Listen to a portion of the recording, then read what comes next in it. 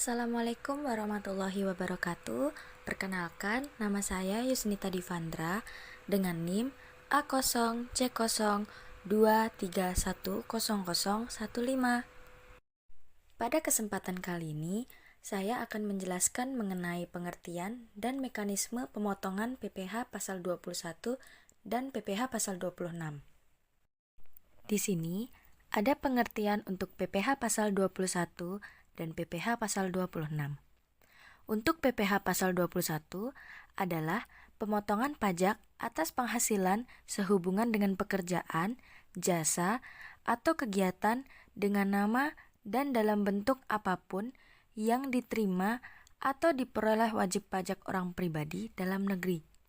Sedangkan untuk PPh pasal 26 adalah pajak penghasilan yang dipotong oleh pihak di Indonesia atau pemberi penghasilan ketika membayarkan penghasilan kepada wajib pajak luar negeri.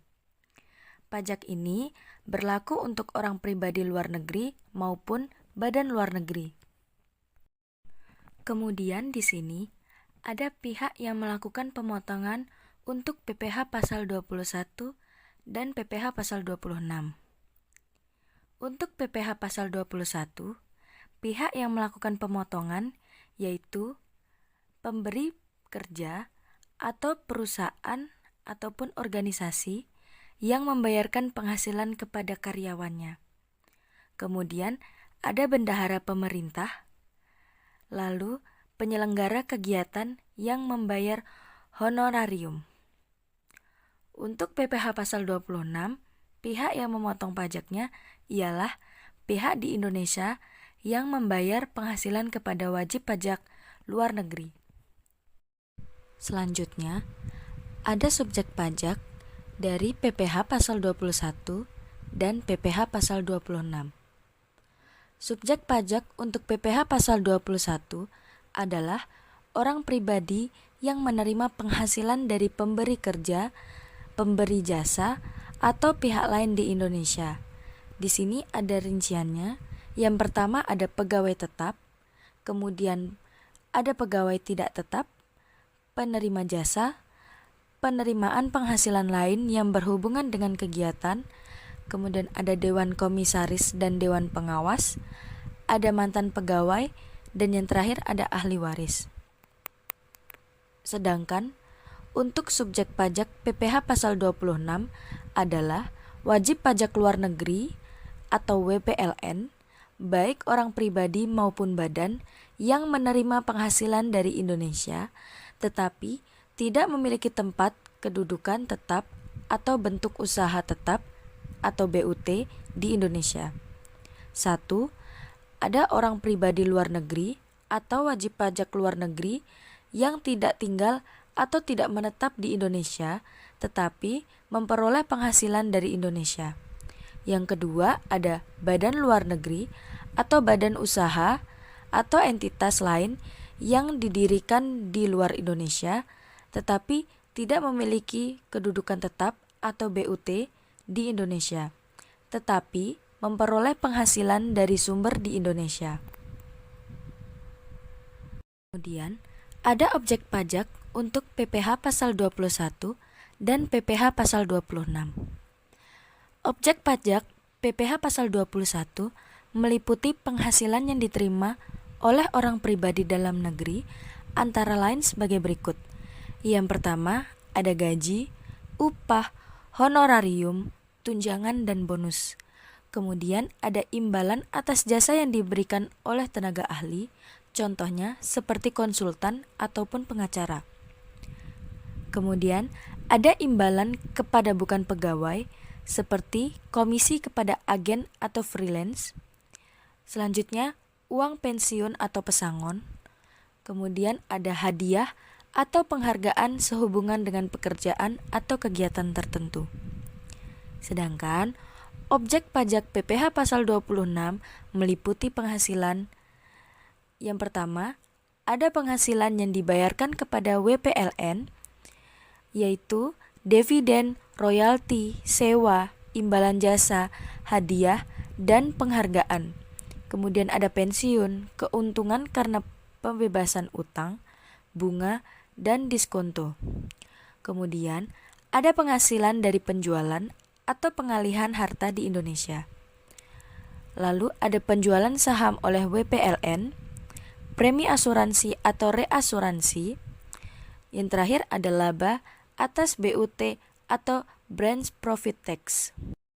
Kemudian di sini ada tabel PTKP atau penghasilan tidak kena pajak PPh pasal 21. Penghasilan tidak kena pajak adalah pengurang penghasilan bruto yang diberikan kepada wajib pajak dalam negeri sebelum menghitung PPh terutang yang bersifat final. Di sini ada 3 golongan, ada tidak kawin atau bisa disingkat TK, kemudian ada kawin bisa disingkat K, yang ketiga ada kawin dengan penghasilan istri digabung atau K strip 1. Di sini ada kode dan tarif dari setiap PTKP itu sendiri. Selanjutnya ada tarif PPh pasal 21. Untuk penghasilan tahunan hingga 60 juta dikenakan tarif sebesar 5%. Penghasilan tahunan di atas 60 juta sampai 250 juta dikenakan tarif sebesar 15%. Penghasilan tahunan di atas 250 juta sampai 500 juta dikenakan tarif sebesar 25%. Untuk penghasilan tahunan di atas 500 juta sampai 5 miliar dikenakan tarif sebesar 30%. Sedangkan untuk penghasilan tahunan di atas 5 miliar dikenakan tarif sebesar 35%. Selanjutnya, ada tarif untuk PPh pasal 26. Untuk tarifnya sendiri adalah 20% dari penghasilan bruto, kecuali diatur berbeda dalam perjanjian penghindaran pajak berganda atau disingkat P3B. Di sini, untuk penghasilan yang dibayarkan kepada WPLN, tarifnya adalah 20% dikali penghasilan bruto. Kemudian, untuk penghasilan dari penjualan atau pengalihan harta di Indonesia, tarifnya sebesar 5% dikali harga jual. Sama dengan penjualan saham oleh WPLN, dikenakan juga tarif sebesar 5% dikali harga jual. Kemudian, untuk premi asuransi atau reasuransi, dikenakan tarif sebesar 20% dari perkiraan penghasilan neto. Dan yang terakhir, laba atas BUT atau Branch Profit Tax dikenakan tarif sebesar 20% dikali laba setelah pajak. Di sini ada tabel perbedaan dari PPh pasal 21 dan PPh pasal 26 menurut beberapa aspek. Yang pertama, menurut subjek pajaknya, PPh pasal 21 adalah wajib pajak orang pribadi dalam negeri. Sedangkan untuk PPh pasal 26 yaitu wajib pajak orang pribadi atau badan luar negeri. Kemudian untuk objek pajaknya, PPh pasal 21 adalah penghasilan dari pekerjaan atau jasa di Indonesia. Sedangkan objek pajak untuk PPh pasal 26 adalah penghasilan dari sumber di Indonesia untuk wajib pajak luar negeri. Kemudian untuk tarif, PPh pasal 21 tarifnya sebesar progresif yaitu sebesar 5% sampai 35%. Kemudian untuk tarif PPh pasal 26 yaitu flat 20% atau dapat lebih rendah dengan P3B. Untuk pemotong pajak, PPh pasal 21 yaitu pemberi kerja. Kemudian ada bendahara pemerintah. Untuk pemotong pajak PPh pasal 26 yaitu pihak yang membayar penghasilan kepada wajib pajak luar negeri. Untuk dasar perhitungannya, PPh pasal 21 yaitu penghasilan neto, sedangkan untuk PPh pasal 26 yaitu penghasilan bruto. Selanjutnya ada mekanisme pemotongan PPh pasal 21 dan PPh pasal 26. Untuk mekanisme pemotongan PPh pasal 21 dimulai dari pertama, mengidentifikasi subjek pajak dan objek pajak. Kedua, menghitung penghasilan bruto, yaitu gaji pokok, tunjangan, bonus, dan lain-lain. Kemudian, dikurangi komponen pengurangan penghasilan, yaitu seperti iuran pensiun, BPJS, dan lain-lain. Setelah itu, menghitung penghasilan neto. Kemudian, mengurangi penghasilan tidak kena pajak. Kemudian, menghitung penghasilan kena pajak dan menetapkan tarif pajak progresif, melakukan pemotongan pajak, kemudian menyetorkan pajak ke kas negara, yang terakhir melaporkan pajak yang telah dipotong. Untuk mekanisme pemotongan PPh pasal 26, yang pertama yaitu mengidentifikasi penerima penghasilan, kemudian mengidentifikasi jenis penghasilan, yang ketiga menghitung PPh pasal 26, yang keempat melakukan pemotongan oleh pemberi penghasilan, dan kemudian yang terakhir yaitu menyetorkan dan melaporkan pajak. Selanjutnya ada mekanisme pelaporan dari PPh pasal 21 dan PPh pasal 26 menurut beberapa aspek. Yang pertama, pemotongan pajak.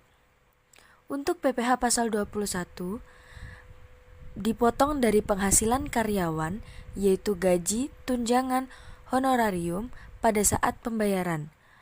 Sedangkan untuk PPh pasal 26 dipotong dari penghasilan bruto wajib pajak luar negeri, yaitu royalti, bunga, dan dividen. Kemudian dilihat dari aspek pembuatan bukti potong.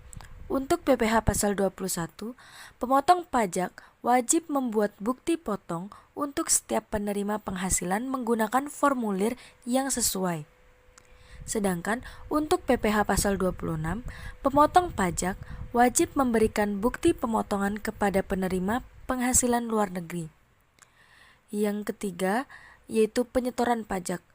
Untuk PPh pasal 21, pajak yang dipotong disetorkan ke kas negara paling lambat tanggal 10 bulan berikutnya. Sedangkan untuk PPh pasal 26, yaitu pajak yang dipotong disetor ke kas negara paling lambat tanggal 10 bulan berikutnya. Untuk pelaporan SPT massa, PPh pasal 21, yaitu yang pertama menginput data ke aplikasi eSPT atau eBupot, kemudian kirim laporan SPT massa secara online atau ke KPP. Selanjutnya pelaporan paling lambat tanggal 20 bulan berikutnya. Sedangkan untuk PPh pasal 26 sama seperti PPh pasal 21, yaitu yang pertama, menginput data ke aplikasi eSPT atau Bupot, kemudian kirim laporan SPT massa secara online atau ke KPP, dan yang terakhir, pelaporan paling lambat tanggal 20 bulan berikutnya. Dan untuk aspek terakhir yaitu pelaporan SPT tahunan. Untuk PPh pasal 21 dilaporkan selambat-lambatnya tanggal 31 Maret tahun berikutnya. Sedangkan untuk PPh pasal 26, jika terdapat selisih lebih atau kurang, diperhitungkan dalam laporan tahunan. Kemudian yang terakhir ada akibat dari keterlambatan pemotongan, pelaporan, dan penyetoran PPh pasal 21 dan PPh pasal 26. Untuk keterlambatan penyetoran, pemotong pajak dikenakan denda bunga sebesar 2% per bulan dari jumlah pajak yang belum atau kurang dibayar. Denda dihitung dari jatuh tempo hingga tanggal pembayaran pajak. Kemudian, untuk keterlambatan pelaporan SPT massa, yaitu jika laporan SPT massa PPh terlambat disampaikan, akan dikenakan denda administrasi sebesar 100.000 untuk setiap masa pajak. Dan untuk sanksi pidana untuk kesengajaan, yaitu sanksi pidana diberikan sesuai pasal 39 UU KUP atau denda hingga 4 kali pajak yang tidak dibayar dan atau pidana kurungan. Sekian yang dapat saya sampaikan, kurang lebihnya mohon dimaafkan. Wassalamualaikum warahmatullahi wabarakatuh.